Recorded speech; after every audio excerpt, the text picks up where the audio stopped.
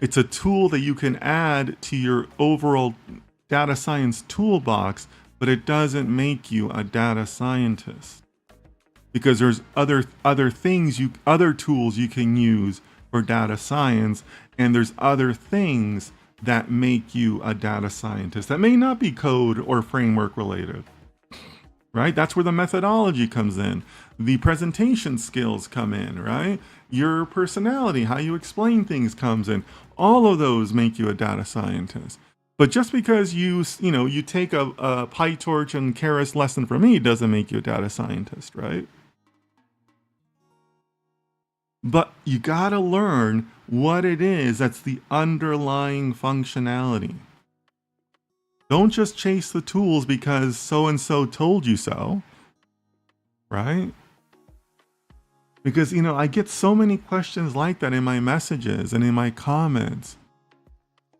Oh yeah, my best friend's third cousin read on LinkedIn that this other company said that I need to know this. Well, that's not being smart about building yourself as a data professional, right? So I'm glad we took the time to establish this foundation, because Lakshmi expresses it the best here. We're really learning about building neural networks, right? So Yassine says, for my basic knowledge, they are frameworks used for the development of deploying a machine deep learning models. They have pre-built algorithms to simplify. Yeah, they do, but they're not always helpful. They're less helpful than you think. At least in the real world, that's been my experience. Yassine also says the use of algorithms without the math from scratch. Yep, that's important. That's important to know that, right? The frameworks take a lot of the math out of it for you, which is something everybody should be doing. By the way, Dennis, thanks for teaching the ISLR book. That book was really useful. I'm so thankful. Oh, thank you so much, Rahul. Yeah, that was a fun series. Yeah, for those of you that don't know what Rahul is referring to, every Sunday I do a tutorial. Today we're focusing on a single topic, but that's because 3 weeks ago I finished the series teaching the Introduction to Statistical Learning book, which is a book everyone here should know.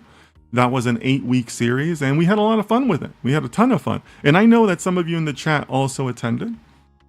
But yeah, that's what Rahul's referring to. And Rahul, I appreciate the kind words. That was a fun series. I'm proud of everyone that came to that series, and that really went well. Manoj says to build a neural network. Yeah.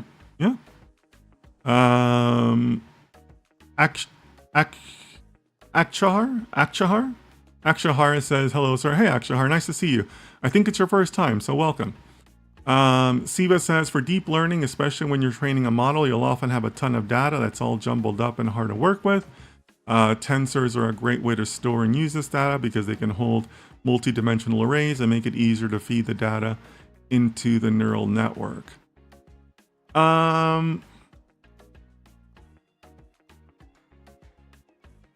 Siva says, I don't know. It's what I learned so far. Okay, well, that's fair. That's fair. I know that it's what you're learning. I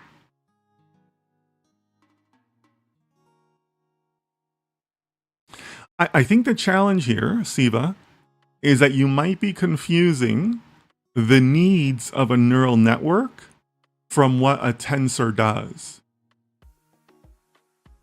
Because the multidimensional data that you're referring to is a function of the needs of a neural network. So therefore, tensors are designed to handle them. It's not the other way around. Tensors don't handle multidimensional data because tensors want to.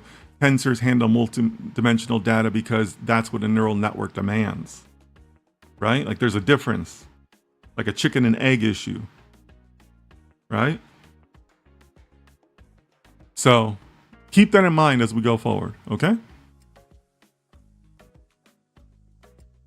Leo, thanks for playing hosting duties there. Fatima, Keras is ideal if you want fast prototyping, simplicity, and integration with TensorFlow's ecosystem for deployment. Okay. PyTorch is better for researchers and projects that need fine control over models, as well as for dynamic and flexible deep learning models. Okay. Okay. Um, Casual Economist says, checking in. I'm here, just not able to chat as much today. Cool, Casual Economist. Glad to have you. I think you'll find this topic interesting. I know you want to advance your skills, so thanks for checking in. I really appreciate you. Yeah, so I like Fatima's explanations. Um,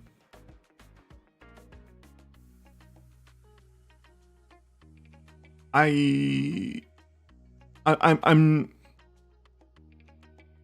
so Fatima, and for everybody else, all of you know that I like to emphasize flexibility of thought in your approach, right? So I'm not sure if I'm 100% comfortable saying, well, PyTorch is better for researchers, Keras is better for this. I'm not sure if I'm 100% comfortable for that. And I think that the developers themselves of PyTorch and Keras might disagree with you, right? They would probably view themselves as being flexible also. So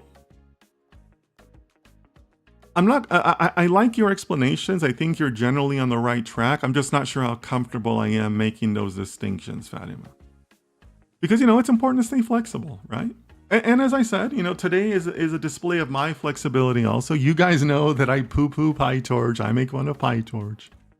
But, I wouldn't be much of a data scientist if I didn't look at it more, right? That wouldn't be me being flexible in thought, right? That wouldn't be me open to changing my opinions, which I encourage everybody to do in science, right?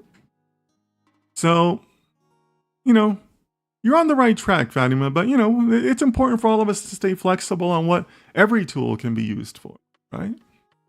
But I overall I do like your answer, Fatima. All right, so we've established that we're looking at neural networks, okay? So now I want to talk about, I'm trying to think of what part I want to go to next. So the next part I want to go to is I want to share a little bit about how I learn neural networks. And I found it to be very effective, completely moved me forward in terms of deep learning. So a lot of you have mentioned nodes, a lot of you have mentioned edges. We've talked a little bit about multidimensional math. And the best way I found to put all of that together is it was a two-step process via the same book. There is a book out there called Build Your Own Neural Network by Tariq Rashid. I believe he teaches at a university in Iran. Excellent book.